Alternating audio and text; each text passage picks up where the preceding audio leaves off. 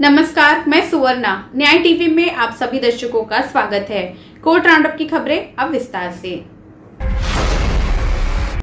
Supreme court ने सोमवार को आदेश दिया कि कोई भी राज्य कोविड से मरने वाले व्यक्तियों के परिजनों को 50,000 रुपए की अनुग्रह राशि से केवल इस आधार पर इनकार नहीं करेगा कि मृत्यु प्रमाण पत्र में मृत्यु के कारण के रूप में कोविड का उल्लेख नहीं है। Justice MR. शाह और जस्टिस एस. बोपन्ना की पीठ ने कोविड मौत के मामलों में मुआवजा देने के लिए राष्ट्रीय आपदा प्रबंधन प्राधिकरण द्वारा जारी दिशा निर्देशों को मंजूरी देते हुए आदेश पारित किया। पीठ ने आदेश में कहा, कोई भी राज्य इस आधार पर अनुग्रह राशि से इनकार नहीं करेगा कि मृत्यु प्रमाण पत्र में मृत्यु का कारण कोविड के कारण मृत्यु का उल्लेख नहीं है। पीठ ने आदेश में जोड़ा, मृत्यु प्रमाण पत्र के मामले में आदेश पहले ही जारी किया जा चुका है और परिवार का कोई भी सदस्य उचित प्राधिकारी के पास जाने के लिए खुला है। आरटी-पीसीआर टेस्टिंग आदि जैसे आवश्यक दस्तावेजों के पेश करने पर संबंधित अधिकारी मृत्यु प्रमाण पत्र को संशोधित कर सकते हैं। यदि वो अभी भी पीड़ित है तो वो शिकायत निवारण समिति से संपर्क कर सकते हैं। मध्य प्रदेश हाईकोर्ट ने बुधवार को जेल और सुधार सेवा महानिदेशक मध्य प्रदेश से जेल की स्थिति रिपोर्ट मांगी।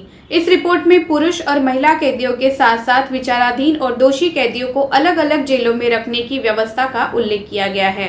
न्यायमूर्ति राजीव कुमार श्रीवास्तव की खंडपीठ ने ये आदेश मध्य प्रदेश आबकारी अधिनियम की धारा 34(2) के तहत 10 अपराध के संबंध में दायर जमानत याचिका पर सुनवाई करते हुए दिया।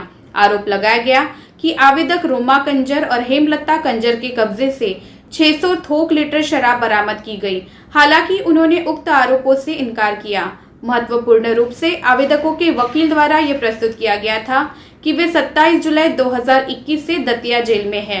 एक महिला होने के नाते उसके लिए महिला और पुरुष अपराधियों या विचाराधीन कैदियों के रूप में जेल की हिरासत में रहना बहुत कठिन है। फिर भी उसे उसी परिसर में जेल की हिरासत में रखा गया है। किसान संगठन किसान महापंचायत ने सुप्रीम कोर्ट में एक हलफनामा दायर कर कहा है कि वो दिल्ली एनसीआर सीमा पर राजमार्गों का अवरुद्ध करने वाले प्रदर्शनकारियों का हिस्सा नहीं है।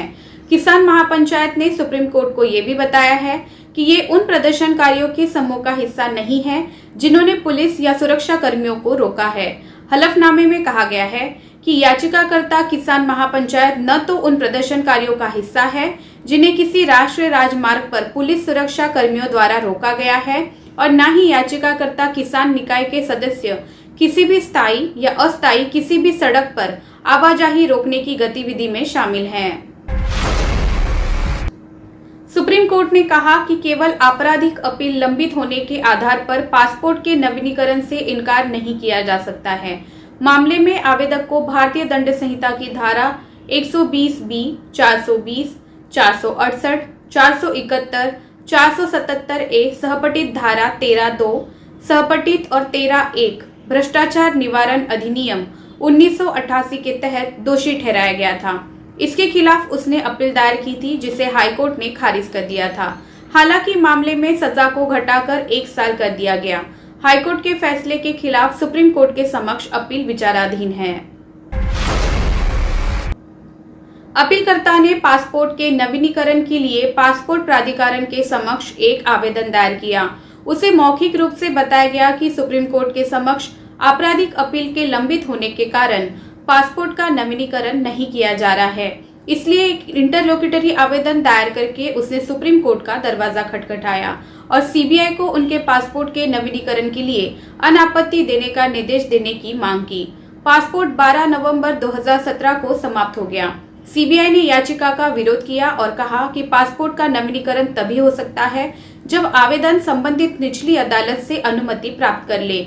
उन्होंने पासपोर्ट अधिनियम 1967 की धारा 6.2 की निम्नलिखित धाराओं का हवाला देते हुए तर्क दिया कि पासपोर्ट प्राधिकरण के पास उसके द्वारा दायर आपराधिक अपील की लंबितता को देखते हुए पासपोर्ट जारी करने से इनकार करने की शक्ति है। न्यायमूर्ति संजय किशन कौल ने शनिवार को कहा, जब हम उपलब्ध कानूनी सहायता के साथ देश में नामांकित वकीलों की संख्या की तुलना करते हैं, विशेष रूप से समाज के सामाजिक आर्थिक स्तर के संदर्भ में, जहां बड़ी संख्या में वादी मुकदमेबाजी का खर्च नहीं उठा सकते हैं, तो ये चिंता का विषय है। साथ ही जस्टिस कौल ने जोर देकर कहा, कानूनी सहायता देने वाले को अपने काम के प्रति सहानुभूति होनी चाहिए, नहीं तो आप जो करते हैं उसमें आपका दिल नहीं लगेगा। इसलिए जस्टिस चंद्रचूड़ ने केवल पैनल में शामिल वकीलों के बजाय देश के सभी वकीलों से अपील करने की बात कही थी, क्योंकि वे भी अपने प्रियजनों की कुछ समस्याओं के लिए कुछ कर सके या उनके लिए समय समर्पित करने के इच्छुक हो। संभव है कि किसी के पास सामान्य कारण के लिए देने को समय ना हो, लेकिन शायद विशिष्ट कारणों के लिए समय देने के इच्छुक हो। राष्ट्रपति रामनाथ कोविंद ने शनिवार को कहा कि वरिष्ठ वकीलों को अपने समय का एक निश्चित हिस्सा कमजोर वर्ग के लोगों को मुफ्त सेवाएं प्रदान करने के लिए देना चाहिए। वो विज्ञान भवन नई दिल्ली में नालसा के अखिल भारतीय जागरूकता और आउटरीच अभियान के शुभारंभ के अवसर पर बोल रहे थे। उन्होंने कहा, गांधी जी ने गरीबों की मदद के लिए बहुत सारे निस्वार्थ कार्य किए।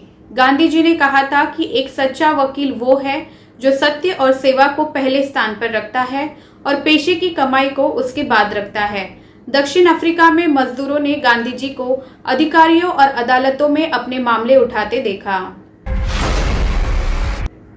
दिल्ली हाईकोर्ट ने गुरुवार को ये जांच करने का फैसला किया है कि क्या स्ट्रीट वेंडर्स आजीविका का संरक्षण और स्ट्रीट वेंडिंग का विनियमन अधिनियम 2014 शहरों और कस्बों के नियोजित विकास के पहलू के साथ समझौता करता है, जैसे कि ये देखा गया कि अधिनियम का झुकाव स्ट्रीट वेंडर्स की ओर है। कोर्ट ने कहा, हमारे प्रथम दृष्टया विचार में हमें ऐसा प्रतीत होता है कि स्ट्रीट वेंडर्स एक्ट की योजना और उसके तहत बनाए गए नियम स्ट्रीट वेंडिंग को प्रोत्साहित करने के लिए संतुलन को बहुत झुकाते हैं। कलकत्ता हाईकोर्ट ने स्कूल प्राधिकरणों को किसी भी छात्र को स्कूल फीस न जमा कर पाने के कारण बोर्ड या वार्षिक या मध्यावधि परीक्षा में शामिल होने से मना करने या छात्रों का निष्कासन करने से रोक दिया। हालांकि कोर्ट ने अभिभावकों को यह सुनिश्चित करने का निर्देश दिया कि बकाया फीस का भुगतान 25 अक्टूबर तक सकारात्मक रूप से किया जाए। जस्टिस आईपी मुखर्जी और जस्टिस मौसमी भट्टाचार्य की खंडपीठ पीड़ित माता पिता द्वारा दायर जनहित याचिका पर फैसला सुना रही थी, जिसमें महामारी के कारण सत्र 2021-22 के लिए स्कूल की फीस में आंशिक छूट की मांग की गई थी। 13 अक्टूबर 2020 के आदेश में बेंच ने एक अंतरिम आदेश पारित किया था, जिसमें स्कूल के अधिकारियों को निर्देश दिया गया था कि वे किसी भी छात्र को निष्कासित न करें और कुछ शर्तों को पूरा करने पर ऑनलाइन कक्षाओं का उपयोग करने दें। कलकत्ता हाईकोर्ट ने शुक्रवार को भाजपा के सूचना और प्रौद्योगिकी के राष्ट्रीय संयोजक अमित मालवीय के खिलाफ कोलकाता पुलिस की वेबसाइट से धोखाधड़ी करके जानकारी डाउनलोड करने और अधिकारियों के विभिन्न समूहों के बीच अशांति पैदा करने के लिए अपने ट्विटर हैंडल पर प्रसारित करने के मामले में सभी कार्यवाही पर रोक लगा दी। न्यायालय ने आगामी पूजा अवकाश के अंत तक सभी कार्यवाही पर 4 सप्ताह की अवधि के लिए रोक लगा दी। न्यायमूर्ति कौशिक चंदा ने देखा, मेरी प्रथम दृष्टया कोलकाता पुलिस विभाग की आधिकारिक वेबसाइट से इसे डाउनलोड करने के बाद सूचना के प्रसार को अपराध नहीं माना जाता है, क्योंकि इस तरह की जानकारी को पुलिस विभाग द्वारा ही सार्वजनिक डोमेन में प्रदर्शित किया जाता है। तत्काल मामले में कोलकाता पुलिस द्वारा अमित मालवीय के खिलाफ एक प्राथमिकी दर्ज की गई थी, जिसकी सामग्री में निम्नलिखित शामिल है। मामले का संक्षिप्त तथ्य ये है कि 10 जून 2020 को अमित मालवीय नाम के एक ट्विटर हैंडलर, जिसका ट्विटर आईडी @अमित मालवीय है, इसने बेईमानी से और धोखाधड़ी से कोलकाता पुलिस विभाग की एक सूचना को विभिन्न अधिकार क्षेत्र में पुलिस कर्मियों की पोस्टिंग के बारे में डाउनलोड किया और अपने ट्विटर हैंडल पर प्रसारित किया। ट्विटर ने भड़काऊ तरीके से अधिकारियों के विभिन्न समूहों के बीच अशांति या विद्रोह पैदा करने का इरादा किया है और इसका प्रचार करने के लिए इंटरनेट का इस्तेमाल किया गया है। फिलहाल बस इतना ही।